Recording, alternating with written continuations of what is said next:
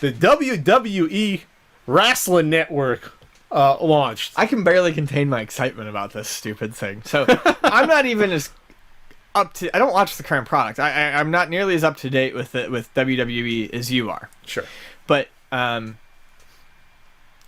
when I just looked at what it was, I looked at the price. $10. $10 a month with a 6-month commitment. All the past pay-per-views for ECW, WCW, and WWE/F. Right. You get to search. You can search for your wrestlers. You can search, and it'll bring up available matches within those pay-per-views and shows and everything. Now you get streaming content every day, like regular TV programming. It's a TV schedule. Yeah, you can just boot up the app and hit play, and it will play a fully programmed list of TV that starts at a specific time. Mm-hmm. So, anyways, I jumped into it and I bought it, and I haven't regretted any of it. What's interesting is how many lapsed fans are getting back into it, are buying it up. What's even more interesting is how many people who don't really give a fuck about wrestling are buying it because they see it as a deal. They see it as a good way to enter into something. My coworker Gabe, bought the WWE Network. Gabe has never regularly watched wrestling. He's always found it interesting. Sure. He is, he's younger than us. He's like 22, but he's always had an interest in this era. And he's like, well, for $10 a month, I'm just going to get it. He's like, and it's something to watch at night. There's thousands and thousands of hours of content on here. Nothing is official yet, but, widely believed rumors are that Saturday Night Main Events are coming in, which I will love because as a kid, that's really the only chance I had to watch good. We never ordered pay-per-views. We didn't have first of all, my dad would never spend whatever it was $30 back then, but we didn't have a cable box. We couldn't order anyway. Right. We had the original cable before the cable box, believe it or not, where it just came in directly. No, same here. So we heard that, and so that's in talks. And then everyone wants the Raw and WCW episodes.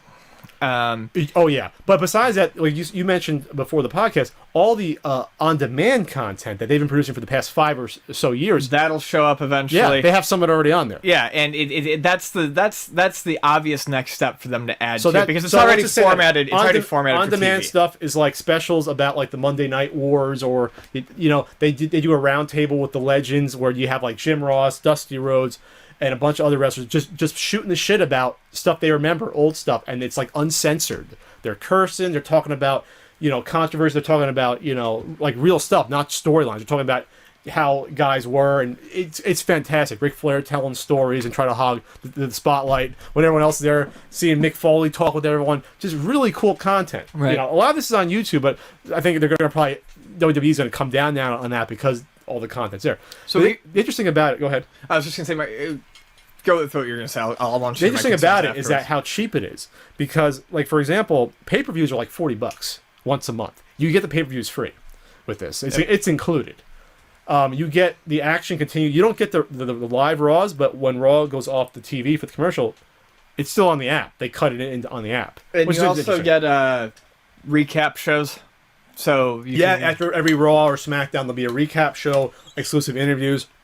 There's a lot of value there. So much so that Dana White, when this came out, said that he thought it was a bad move because McMahon is underselling basically his own product. That's what Dana White thought. Dana White was like, "You're basically saying all this content's only $10 a month. That's insane." And he has a point. I think at $20 a month, this still would be a good deal. Well, here's the thing, though. It's insane. He's underselling it. But I think once you hit the $15 mark a month, I know that You would be hesitant? I would probably, but I would be hesitant. At 20, you're going to sell to every current fan, but at 10, this is how you bring everyone back into the fold. This is how you get, almost every wrestling fan that I remember being big, watching shows with in the, late 90s, early 2000s. Sure. They've all bought it, whether they've kept up on it since or not. For guys that just for the old stuff. Oh, all my buddies that I used to watch the pay-per-views with in high school, most of them have bought it. Most of my current day friends who haven't watched in a few years have bought it. It's just because of the amount of stuff you get, it's ridiculous. My only concern is with the 6-month. Okay, so there's a 6-month commitment, which is not a bad idea at all. That's fine. I'm okay with that. I'm interested in seeing how fast they roll out new content, because in 6 months, without having other new content to distract people, and left to your own devices, you're going to go through most of the pay-per-view stuff that you want to see. Now, that doesn't mean that there isn't going to be room to explore. You're probably not going to watch all of it in 6 months, but all the stuff that you immediately remember, you're going to go for, and you're going to watch all that. And that's why I feel like we might not see it right now, but I think as these 6-month commitments are coming up to end, as they're ready to expire, I think that's when they're going to start trying to, if they're smart, they're going to drop things like Raw episodes and WCW Nitro episodes and Thunder episodes and, you know, things with good undercards, so that right as you're about to be like, I've got my money's worth, they dump a whole bunch more crap on you to explore. Well, the fact that they have steady programming lined up for it too, like that in itself is worth it. Because like this was brought up, we brought this up in the past when this was first announced. How a year ago they were supposed to have launched a network by two years ago. This has been in discussion since 2010. I think what happened is that Vince takes risks that have failed. The Bodybuilding Federation, XFL. Massive failures, lost tens of millions of dollars. You know, he probably looked at because in the past USA, remember Raw went to TNN for a while. Remember when it was the Nashville network before it became, I believe, Spike? It was a Nashville network, then back to USA. So they've had problems before with their distribution, with SmackDown getting moved around. SmackDown used to be Thursdays, and then it got moved. I think it was Saturday. It was Saturday for a while at some point or something. It's on Friday now, which is a terrible time for wrestling. Friday is the worst night for it. So the point is that I think Vince looked at it and said, you know what, with this internet thing, they've been pushing Twitter for like 3 years now on their shows. Like, it's always hashtag this, which is great. It's great. They got ahead of the curve with that. So Vince probably looked at this and said, you know what, if this is going to be the future of this, I want to have it established now. So then if I have negotiations a year from now with, say, USA Network, if they're giving me a tough time, I can come back to USA and say, hey, listen, you know, you have to listen to our demands a little better because we have this on the app. We can just go all digital if we want to on the app. They can show the subscribers. Yep. And they can say, you know, all these people will gladly watch it on the app live. I mean, they'll watch it on our Xboxes or you know, whatever maybe they'll get a Hulu deal in. You know, who knows what they can do. You know, but people within a couple of years, most people by then are, you know, there's people that don't even have cable anymore. You don't have cable anymore. No, I don't. But they have like stuff like Chromecast, and they have these boxy boxes and everything else. Even now built into new TVs that you can hook up your computer feed to your TV. So you can just, you know what I mean? You don't even need a TV anymore. So hardcore wrestling fans, this is a dream come true for them. So I think you just signed up for this today. I do want to touch quickly because I have a feeling people who do have the network will be very upset if we don't mention it. You really have to watch the NXT Arrival show. It's fantastic. Let's explain what NXT is to those that aren't familiar with it. NXT is sort of the minor leagues of WWE. It's their developmental network stable that runs out of Full Sail in Florida. Basically, they run storylines, they run shows. Right. That used to be in Florida. It used to be, I think, FCW, but then they brought it all in house. So every week on the network, you get an hour-long NXT show. But the very first thing they broadcast on the WWE Network live was what they called NXT Arrival, which is basically like a mini 2-hour NXT pay-per-view. And the opening match, particularly with Sami Zayn and Cesaro, was fantastic. I mean, my girlfriend, who knows nothing about wrestling, she got into watched the whole thing and was like, that was fucking great. And then she watched the closing match, and I don't remember who the names of the guys in the closing match, but it was a ladder match, and it was a pretty good ladder match. And you know, and then there was some amusing stuff in between, like there was a squash match where they had one of their big tag teams destroy Too Cool. Which was... Too Cool was there? Yeah, Too Cool. Well, they were on Raw a few weeks back. Too Cool came out and got destroyed. They were on Old School Raw, I think it was a month ago. Yeah. Scotty Too Hottie certainly has a lot less hair, as in no hair. He's a fireman now. Yeah, well, good for him. Yeah, he was doing the worm still. That's funny as hell. So, anyways, it was just... What was interesting about that show was...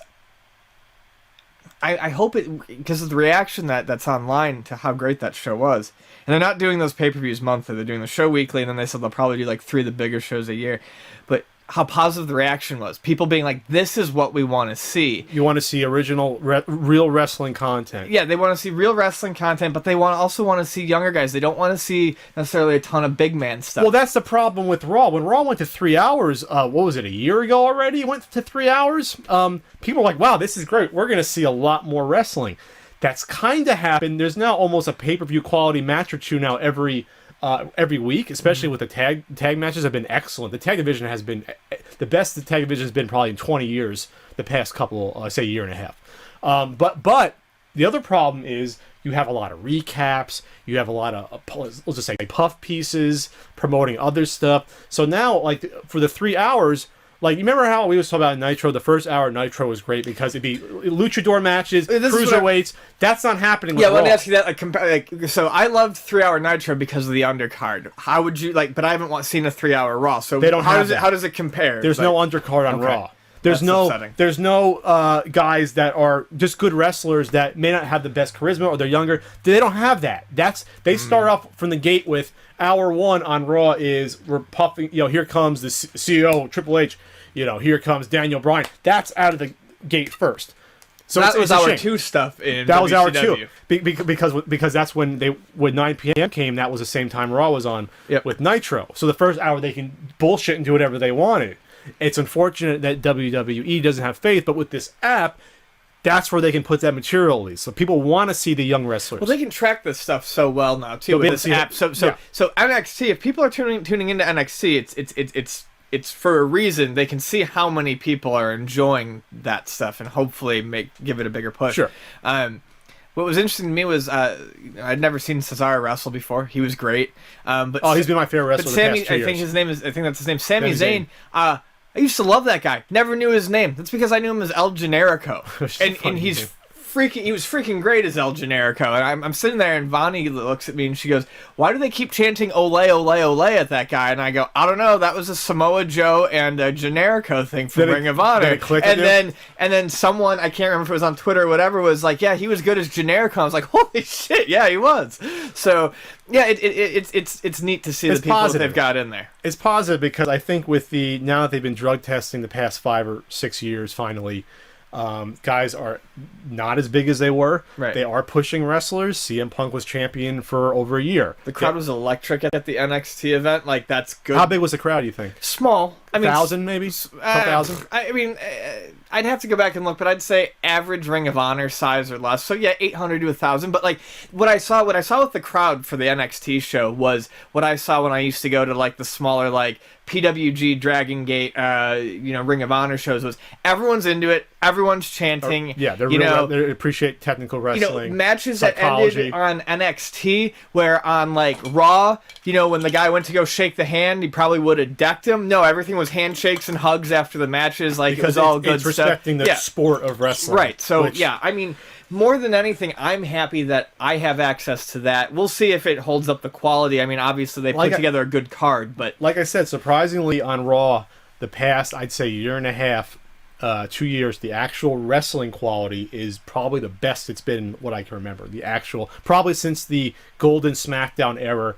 When it was, I guess they used to call it the Magnificent 6 or 7 when it was Edge, Christian, Guerrero, Angle, and Mysterio when he can move, all doing these awesome matches every week. On SmackDown, we're talking like 2003. Yeah, I remember. It was the end of when that era ended. That's when I pretty much completely gave up on wrestling. The matches are good. They had a pay-per-view quality rematch between the Shield and the Wyatt family, which is the hottest thing going on in the company right now. Because when it started, both teams were heels, which you never see. Right. And they're both the big destructive forces. And all of a sudden, and it made sense, they basically, the Wyatts screwed members of the Shield out of a possible Elimination Chamber entry. And all three were going to get in if they won this match, but they came in and beat up John Cena and got the other team disqualified, got the Shield disqualified, which made perfect sense. They weren't trying to put one over on the Shield. They were trying to put one over and beat up John Cena, which they did. But in doing that, they screwed over the Shield. So it was a natural storyline, which you don't see often. No, so all of a sudden, these two big teams that they had no reason to fight, now they fought. And they had an awesome pay-per-view match. Yeah, I haven't seen it, but my buddy said as soon as... But the rematch on Raw, I'm saying that was almost as good. Yeah. So... That kind of stuff is happening on Raw. You are seeing good matches. Daniel Bryan, the past year and a half, has been doing all these handicap matches or wrestling he wrestled 3 matches in a row on Raw. Like, we're talking, he wrestled like 45 minutes straight to end the Raw. Like, just like the wrestling quality has been up. That's the good news. Well, I mean, it's good.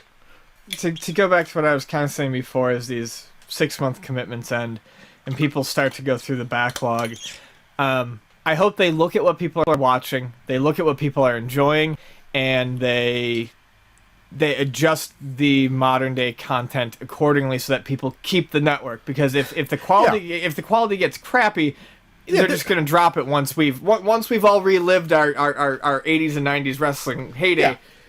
But I think they're going to have, like you said, the NXT stuff people are going to be excited about, because it's like, I want to watch it. Yeah. I want to see these young guys that, you know, they say now everyone that they sign has to go through NXT. Even if you've been in Ring of Honor, like Cesaro came from, he went to NXT, and then he came in.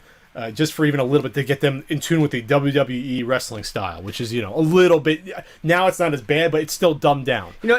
Triple A, I don't like the guy much at all. But Triple H, Paul Levesque, yes, I don't like Paul Levesque the person that much. No, but who's now in charge of a lot of it. He did say something that I thought was interesting, and it was that guys in these indies, okay, they have great moves, right? Their athleticism is great. They're fast. They're quick. They're good at what they do. But there is a benefit to slowing it down just a little. You know, he said it. He's like, I don't necessarily want to change their style. He's like, but, you know, allow the wrestling match to breathe a little bit so they can tell a story. And I had to go back and make sure that quote was from him, because I was like, that's the first sensible thing I've read come out of his mouth. But it's true. If you take the indie style of wrestling, like Ring of Honor or Dragon Gate or something, and you slow it down just a touch so that people who aren't into wrestling or who have never really been exposed to it can follow the match and see why, you know, why does he keep going for that guy's elbow? Well, because this is what his finisher does. Like, that I agree with. That makes sense. Good. Hunter, as a wrestler, he never really put on 5-star matches, but he was always solid, and always was good at ring psychology, at least. Yeah. That you give him credit for. So if that's what they're trying to impose on these young guys that can do a billion moves and that I agree with.